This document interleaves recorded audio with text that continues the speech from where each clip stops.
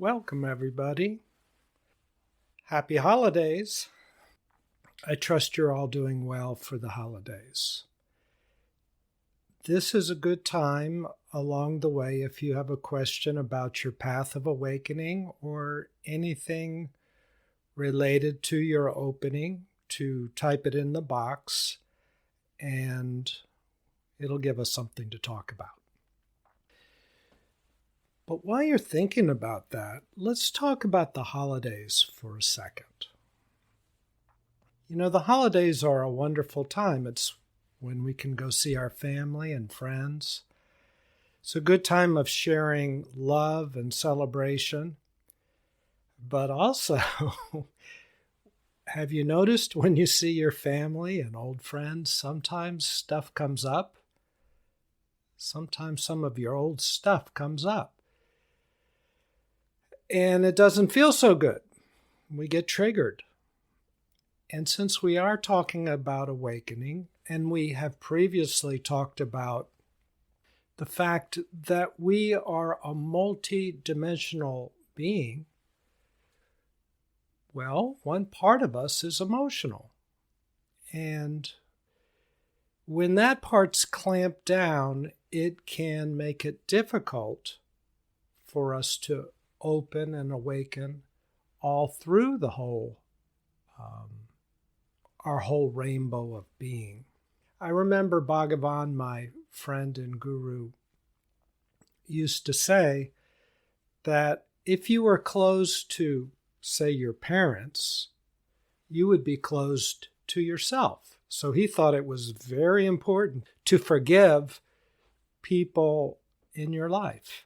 And it's not just parents, it's brothers, sisters, everybody. Jesus, that was his main vehicle for awakening, was forgiveness. That's mainly what he would talk about. If we are triggered by somebody, what that means is they may have been behaving badly, and they probably were, especially back when our trauma first started with them. But what happened after that has to do with our reactions and how we encode those reactions in our body, in our thoughts, in our emotions, in our habits. And when those are tight,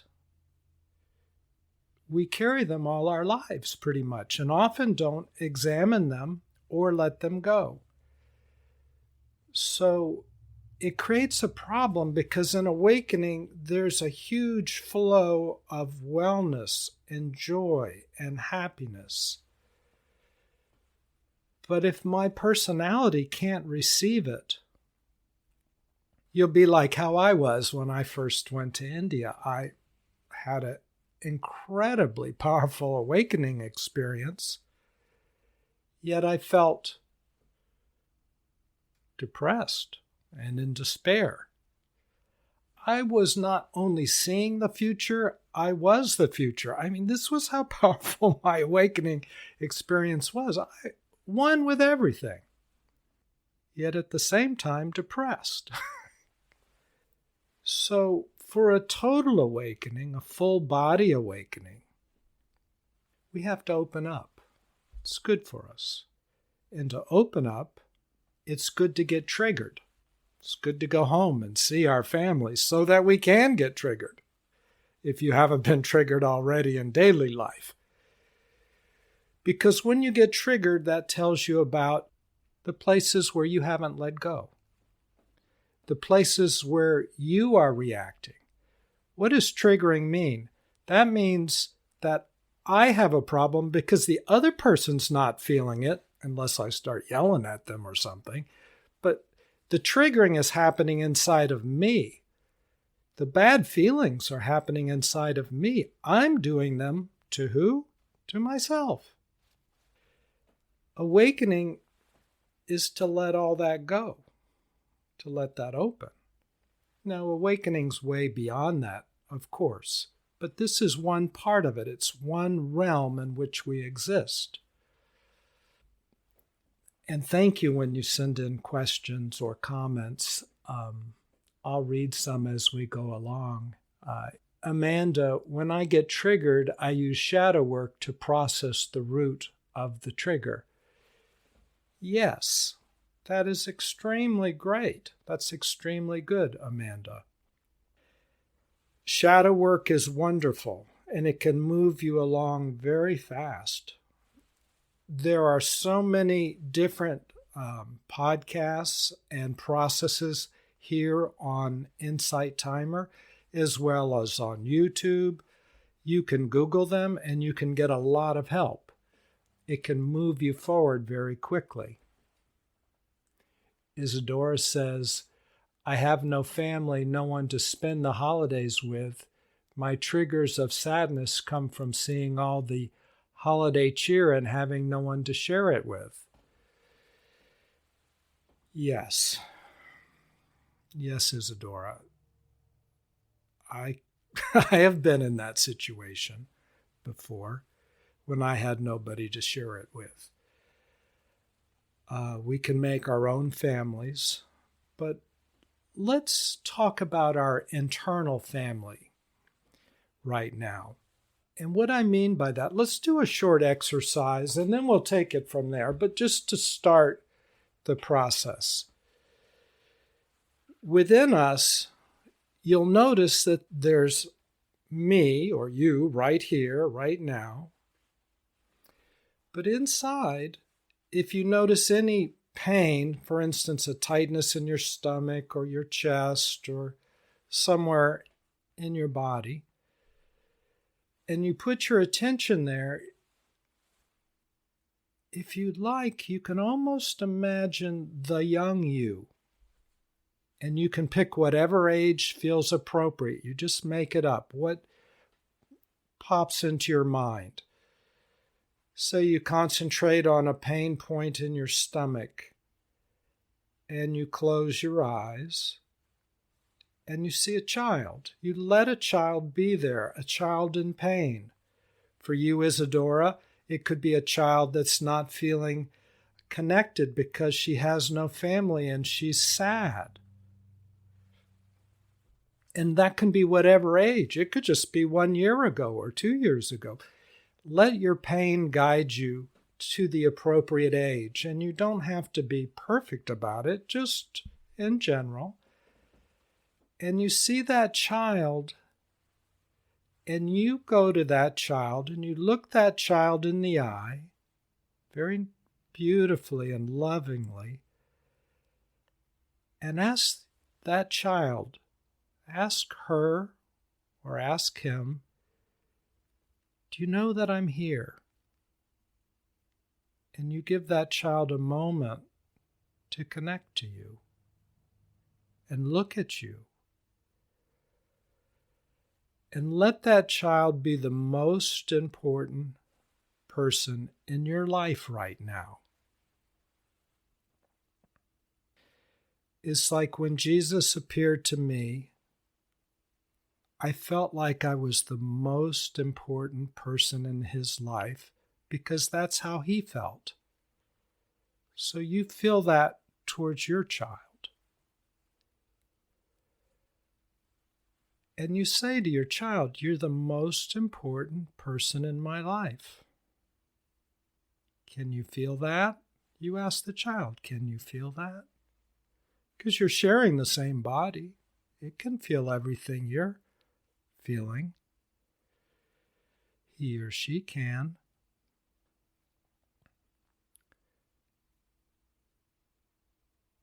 And you give your child plenty of time to soak it in, to think, can I feel that? And then you say, well, can you soak up whatever you can feel? Can you take it in? Can you receive it? I love you. And let that child receive your love. I love you.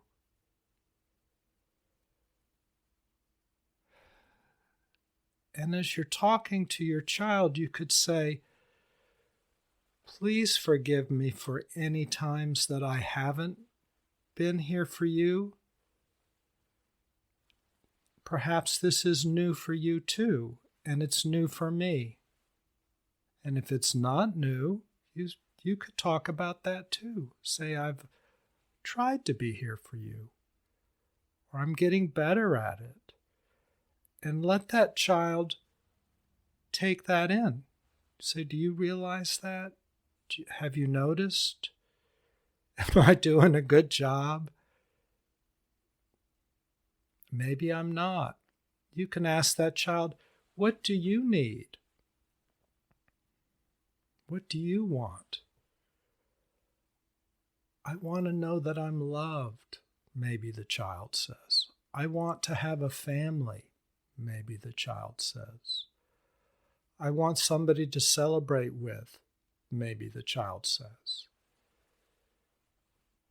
So you hold the child, picture yourself holding, and you can hold yourself because you're sharing the same body.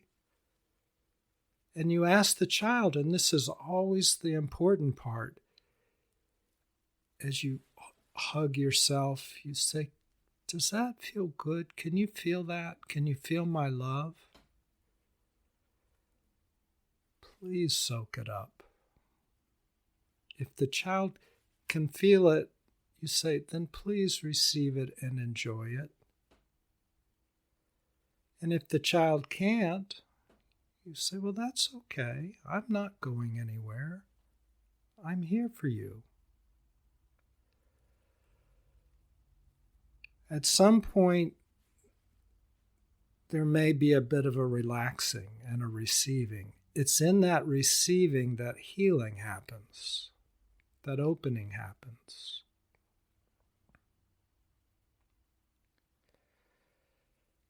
And then let that child say something to you. I love you. And you receive it. Does that feel good to get the love from a child, your child? And let that child just feel safe with you and look up to you. What does it feel to have somebody look up to you and to rely on you? You receive it.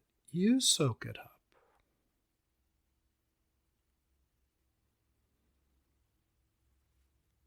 Now, if the child has an issue, we talked about being triggered by your family or friends. Maybe the child feels so-and-so doesn't love me. And you sit with your child and you say, yes, that feels really bad. Aunt so-and-so or whoever it is may have some issues. They have some issues, but I want you to know, regardless of their issues, I love you. You are loved, and we'll be just fine, even though it hurts now. Do you mind if I sit with you with your hurt and share it with you? Can I love you? Can I put my arms around you? And can you soak it in? Again, that's the important part. All the rest, short of soaking it in, is helpful, but it's the soaking in of your love that's most important, because that's what heals. That's the healing.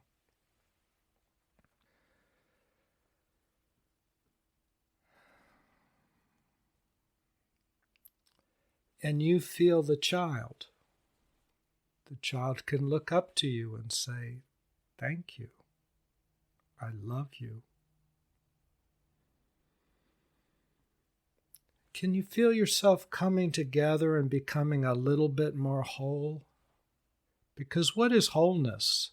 That's taking that which is divided and you come together into oneness. And when that's fully done, that's called awakening. Now, awakening does go beyond that because you become one with the universe. But it definitely is that also. So you kind of have the idea of a process. This is one of many different processes that you can do on your own, anytime. As I said, Insight Timer has many quick, easy processes that are free. YouTube has many. Find something that works for you, and you don't have to be perfect at it. You don't have to do it every moment of your life. Just do it some, maybe once every day or 2 or 3 for 10 seconds. And it will make a big difference. Longer if you like.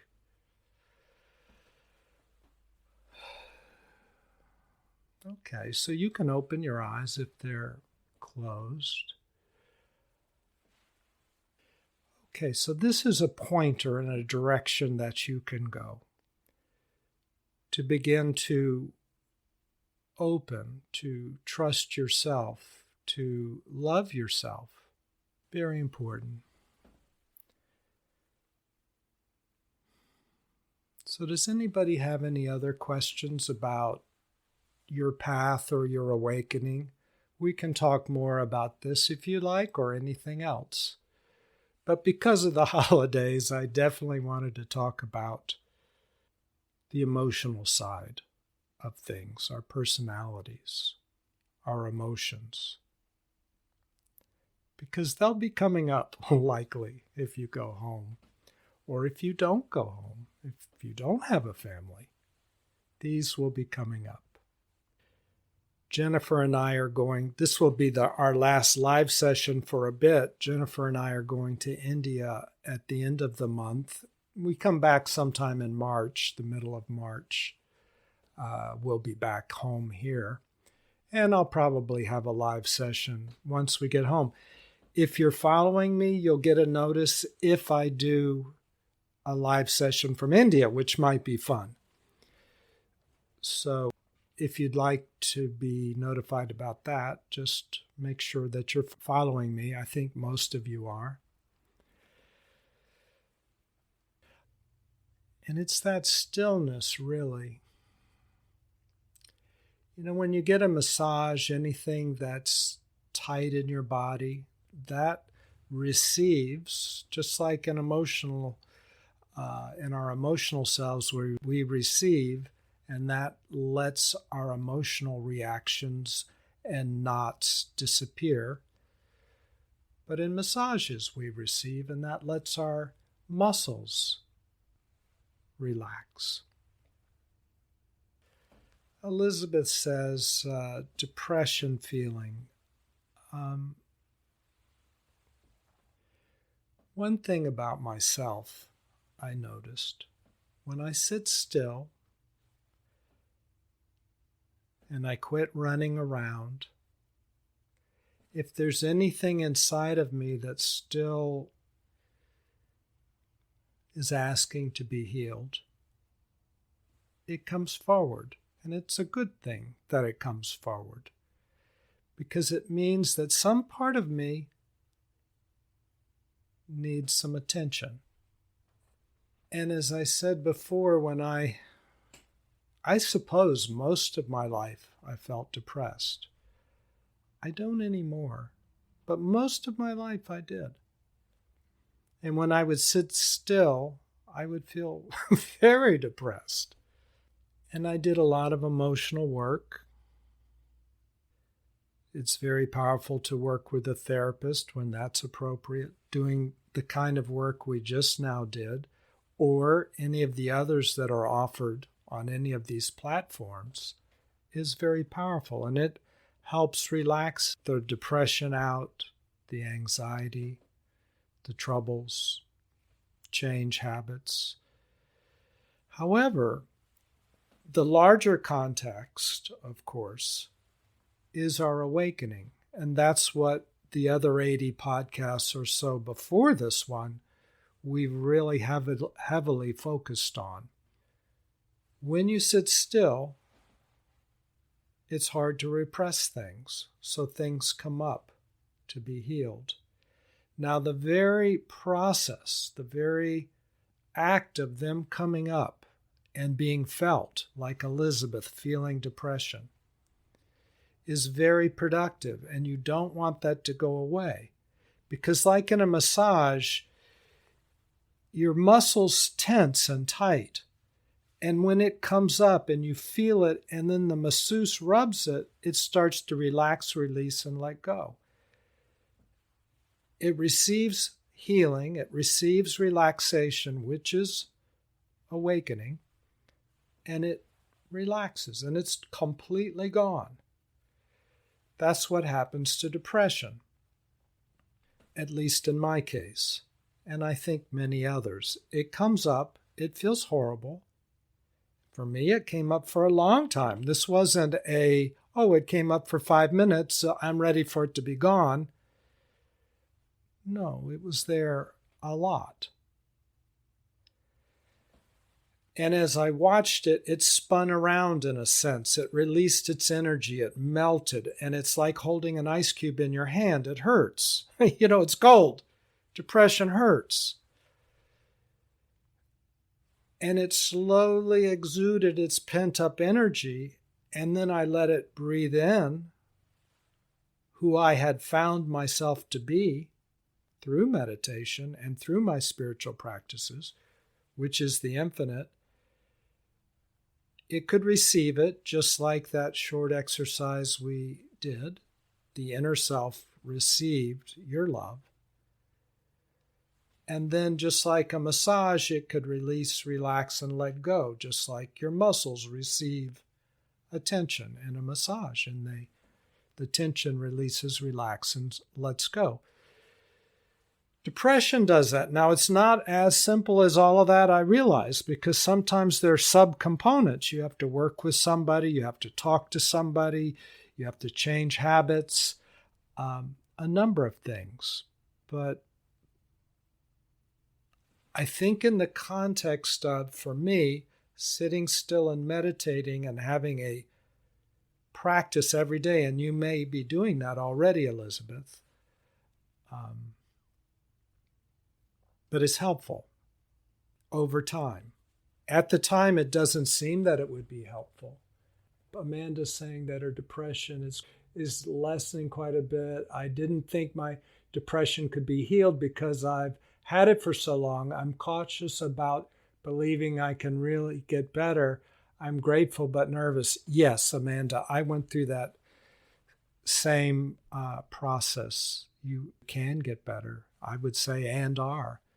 And you will be nervous because nervousness is also a feeling that you watch during your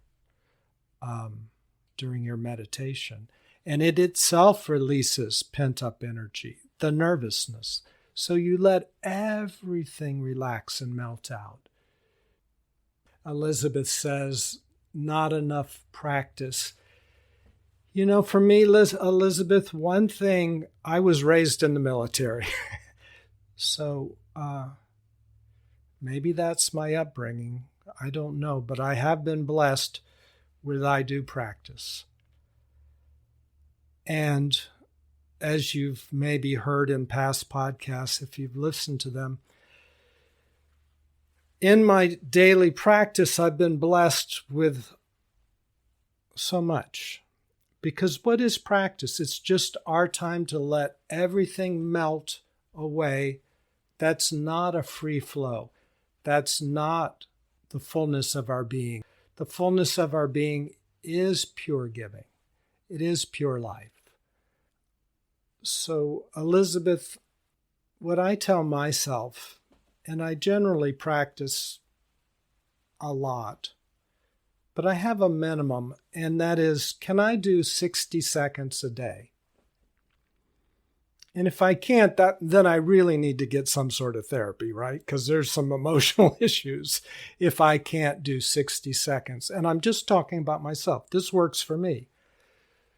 So I know I can, so I do. I do far more than that, but a minimum, I'm going to do something every day in my practice. And it's these small practices that add up over time.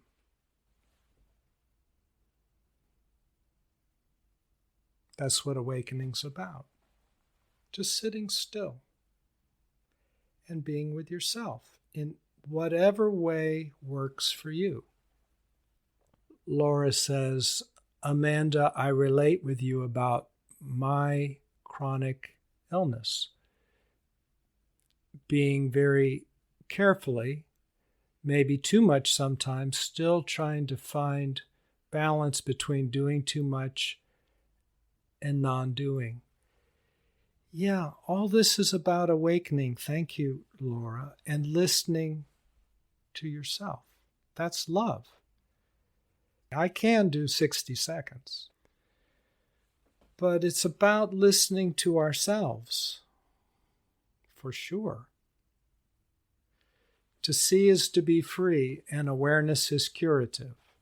So we're aware of where we are and what we feel, and then to see is to be free.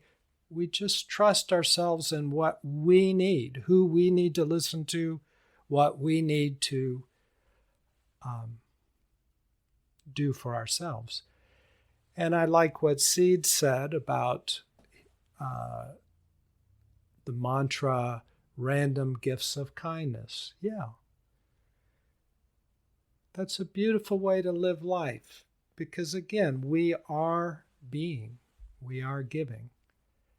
And we can do these, we can give to whoever we want as we want. We trust ourselves. But yes, Laura, balance is very important. Yes, random smiling. Seed says, yes, even giving out random smiling makes the world better. That's huge. Have you ever walked down a street and you say hi to people and they don't smile back? It affects you. Can. It used to affect me. I remember in college I was shocked because I would say hi to everybody and they would not say hi back. I felt so grateful for a smile. Of course, that was my reaction, and we've talked about that, but still, it does help open people up. And Laura, that's very practical. She says journaling is really helpful for me too. And Amanda says, thank you. Balance is hard for me. It's getting easier though. Giving ourselves kindness counts too. Journaling, Laura, has been very powerful. And there was a certain time in my life where I would do that. That was my main practice. And I would do that for a set amount of time every day. What I did was 30 minutes a day. That's just what I did. And I would just do it like, what is that? Art of, I don't know, that journaling book. You just journal whatever you feel. I feel this, I feel that, I feel this, I feel that. It was profoundly powerful for me. Yes, Amanda, balance is hard. And it does get easier. Giving ourselves kindness counts. You know what I found? We awaken, Amanda, on so many levels. And I've described different awakening experiences I've had. And even after the depression was gone and I'm seeing light around me and feeling and having miracles, actually seeing them, I had somebody say, yeah, but you don't love yourself. And I argued with them. I said, yes, I do. Kindness, love, you don't offer it to yourself. I believed I did. But over time, I realized, no, I don't. I do now more and more because I've been working on it. But kindness is me listening to myself, finding balance for myself, living and including myself in the love of the universe, which we all are. And this is when I'm already feeling one with the universe. So we're on so many levels, and this particular emotional level was more blocked than it needed to be. So I started to receive love from myself. And it's very powerful. And many spiritual practices, when they're energy-based, you're receiving energy and you're feeling the support of the universe around you.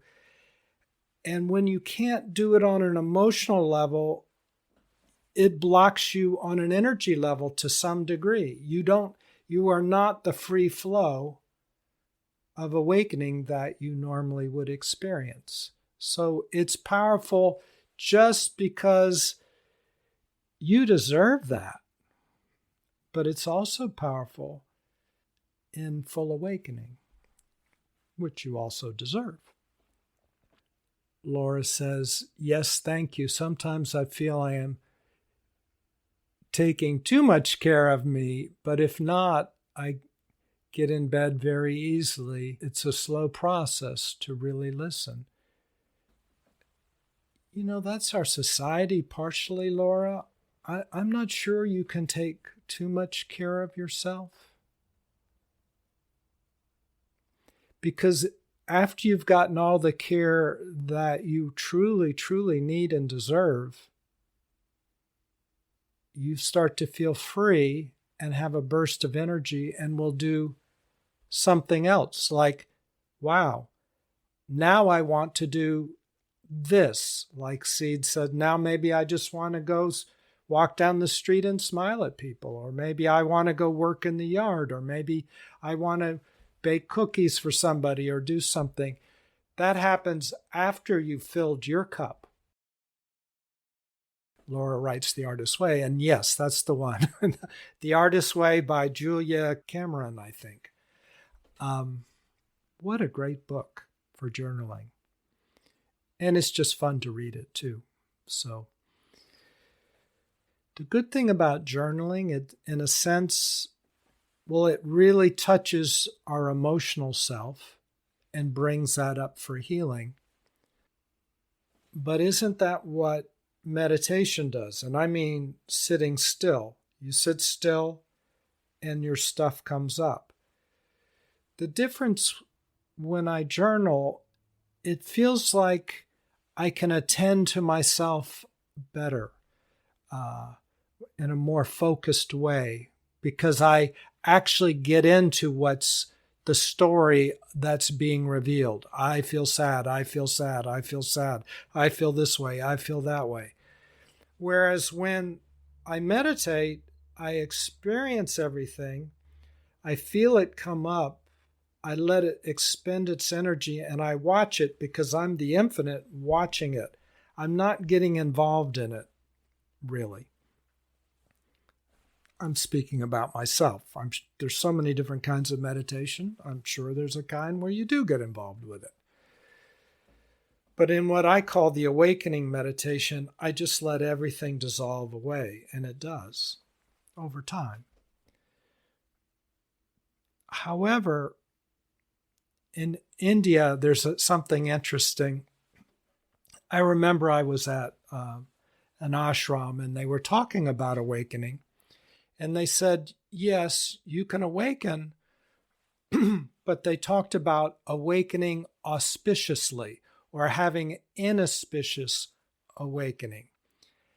And of course, I wondered, what is that? And they gave an example, a true story. This will sound very gross.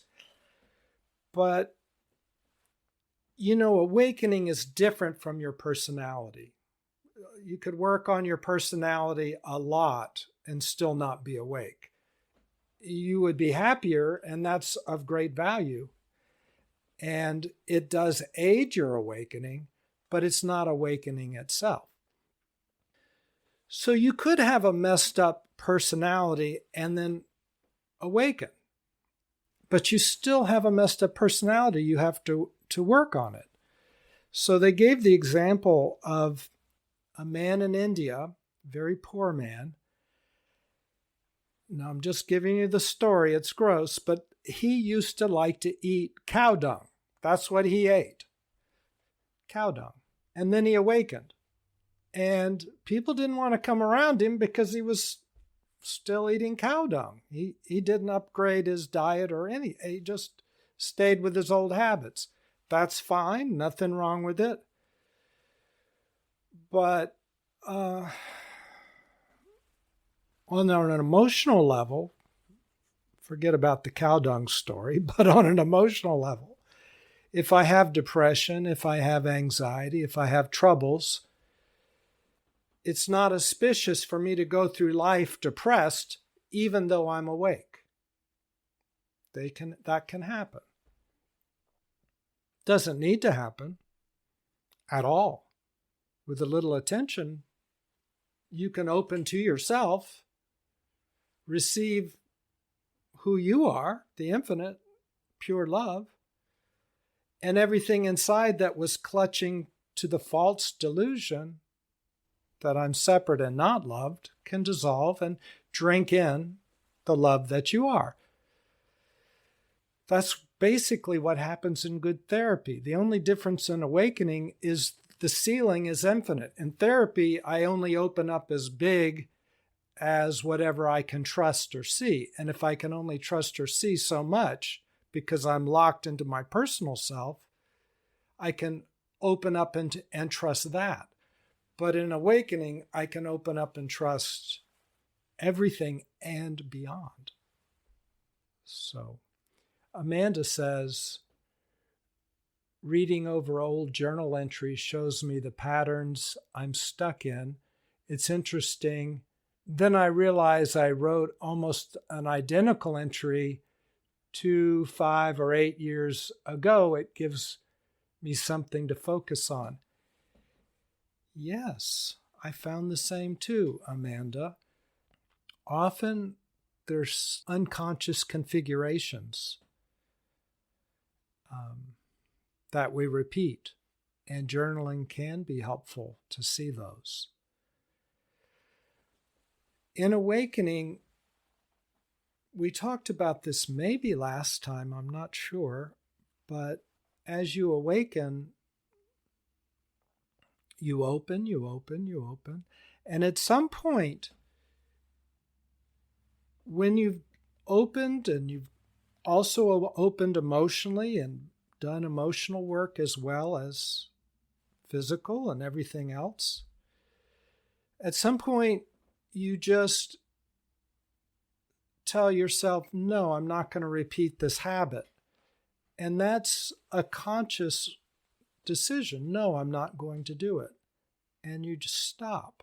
But you've already done the work that was supporting that old behavior that you no longer need. So it's not like repression. Repression would be, I haven't done the work, I want it to go away, so I'm going to willpower it away, but it's still there, really. I'm just not going to look at it. That's repression. Release is when you've done the work, you have a daily practice, let's say, you've been meditating. Let's say if journaling is what you need to do, you've also been journaling. Whatever you need to do, you've done it. You've melted out. It's discharged so much energy that it's pretty well seen by you and experienced and released. At that point, it's not repression. At that point, you just stop. You just stop it because it no longer fits how you see yourself. You see yourself as love, as well-being, as health, because you are.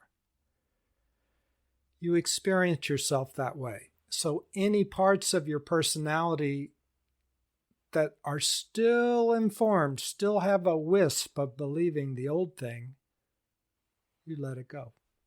You say stop, and you stop it. Amanda says a podcast on repression or release would be amazing. That answered a question I've had for years. Thank you. Thank you, Amanda. I will do that. Of course, I'm going to India right now, so we'll have to wait on that one, but maybe you could remind me. I'll try to remember also. Oh, Laura says that's very interesting and helpful. Thank you. And yes, The Artist's Way is a beautiful book. Yes, it is. I need to do it again. Yes, it is beautiful. Yes, that's the difference between repression and release. And there's another feature. Because in awakening, being one with everything, you trust the universe to work things out. You trust that because you are the universe. So on one level, you don't have to do anything. Nothing. And it works itself out in clarity. However, from that vantage point, it might feel a little bit odd to do something, but remember, you are part of the universe, and the universe doing something is to say, no more. So it comes through your body, and you say to yourself, no more. Stop. And you just stop. You stop that habit. You just say, no. And I'm not saying you might have that does it. You might have to say no a number of times every day for a little while. No. But you do it when you are confident enough. You're confident enough that you've done whatever work you need to do underneath it. Just say no. And you're not missing anything anymore. In other words, you're not avoiding whatever you need to address. And that's a way to love yourself. You want to work on things as long as you need to, because that is you loving yourself, right? You're attending to yourself. You know, it did make an impression on me when Jesus came. And because we were both in the same body, and I mentioned this at the beginning of this podcast, that I knew how he felt. And I can tell you, and this is how it would feel for you too, but I was there at the moment, and I was the only person he cared about in the world. He cared about nobody else but me. That's how it felt. Well, how would that feel if that's how we treated ourselves? Our inner self. And our inner self received, soaked in this love that we are giving it, and said to us, thank you. And we soaked that up, because that's what happened with me and Jesus. I did soak it up. I'm telling you about it. Why? Because I soaked it up. It changed my life. And in some way, some incremental way, it did.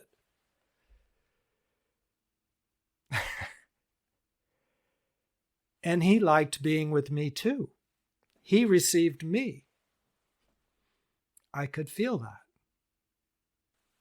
And what I've learned, Laura says, wow, that's beautiful. Thank you, Laura. Oh, Gail says, did I miss the story about Jesus? I tuned in late. 2 things to let you all know. The reason I brought up Jesus, the main reason recently, is Lynn asked me about my experience with Jesus probably about 3 weeks ago or something, a couple live sessions before, and it is listed on Insight Timer under my name. I've got about 80-something podcasts listed under my name, William Cooper. Just search William Cooper or follow me or something. Click on my picture. It'll show them all. I don't know that they're all in order, but in the title, it'll say something like Jesus. It'll have Jesus in the title. And it's questions and answers, and it'll say Jesus, something like that. So that's the longer story. And I will post this podcast, this live session, after we finish. But because Insight Timer is going on vacation, you probably won't get it for until the beginning of next year or sometime, whenever they actually post it. But you can go back and get the whole story. Just, yes. Gail says, wonderful. Yes, you can go back and listen to the whole story by listening to that podcast. But, and this was out of the blue, this Jesus appearance. I wasn't asking for it, not expecting it, didn't even know. It was crazy. But just to get to the meat of it, that's what happened. And it taught me, as we're talking about it, to receive myself like Jesus received myself. And he was the king of love, really, right?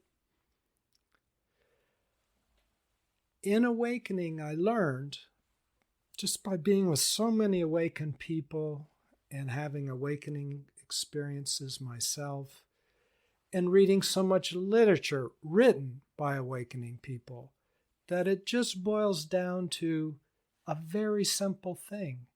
Let go and receive, and poof, you're one with everything automatically.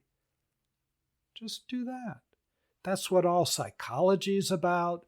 That's what the Tibetan Book of the Dead is about. They read it to you after you die or as you're dying, and basically it's, look, oh, there's a fire, there's an illusion. Go through that fire, it's just an illusion, and go to the God on the white horse, and you'll be fine. And the person keeps getting tricked by the illusion or scared by the illusion. And they just say, okay, that's okay, do it again. And it's basically let go, trust, and you're okay. Laura says, forgiveness, and especially self-forgiveness for me, is a big thing. Can you speak about that sometime? Yes. That would be a good podcast also. I'll remember that as well. But quickly on forgiveness, I wonder if I have done a podcast. Look, scroll back in my earlier podcasts and see if there's one titled Forgiveness. I might have done one. Isadora says, I love Jesus and I'm Jewish, but so was he. Yes, Jesus wasn't. Christianity didn't happen until after Jesus died, so he was purely Jewish. But as far as forgiveness, and thank you for that, Isadora, that's awakening, just to let go and receive. Yeah, Laura, forgiveness is about letting go and receiving. Most of us have trouble with forgiveness when somebody's harmed us and we're angry, and it almost feels like if we forgive them, that's letting them off the hook. But when we see clearly, actually, what they did indicates their unawakeness, their problems, their issues. It has nothing to do with us. Yet, by not forgiving, we're holding on to our reaction. And that does have to do with us. We choose to react in a way to hurt ourselves. And so part of loving, and it's step by step, this is the human condition. We all do this. But to take a breath and begin to let go, begin to treat ourselves nicely, which includes not punching myself internally in the stomach so that I feel bad when I think of the other person because I don't want to forgive them. That's me hurting myself. Laura says she finds it hard to forgive herself. Yes. Jennifer says, I think you have a guided meditation on forgiveness and others. Yes, I think I do. Because there's so many of those podcasts, I start to forget. Go back in the podcasts and see if there's one on forgiveness. Isadora says, another podcast idea, how do you combine faith in Jesus with Buddhist or Hindu beliefs of India? Well, yes, I have a podcast on that too. In fact, I have one coming up that will come up next week, and it's entitled something, How to Release Christian Guilt and Fear, something like that. And basically, in it, it's just all this. What happens Jesus wasn't a Christian. Jesus was like Buddha and Krishna and everybody else. There is no difference. People start to think there's a difference when they get involved in old cultural things by reading portions of the Bible that don't really apply. And then they think, oh, somehow Jesus requires one thing that Buddha doesn't, and things like that. And it's just not true. And that's what the next podcast will cover. Gail says, oh, I love that, Isadora. I'm so interested in that as well. Laura says, thank you. Yes. Punching myself right. I'm big perfectionist, need kindness to myself about my mistakes, or I call my mistakes. Yeah, that's the awakening process. All of us. Another thing that Jesus showed me, he says, you and I are exactly the same. The only difference is, and he put his nervous system up next to mine, and he says, these 4 or 5 black dots are the only difference between you and me. Jennifer says podcast episode 47, 48, and 49 are on forgiveness. Yes, so scroll back to my podcast and listen to 47, 48, and 49. Thanks, Jennifer. Thanks for looking that up. And these black dots that Jesus showed me are simply places where we're blocking ourselves. And in my other podcasts, I said he never told me how to get rid of the black dots, but later it occurred to me, just seeing the black dots and feeling them does help dissolve them.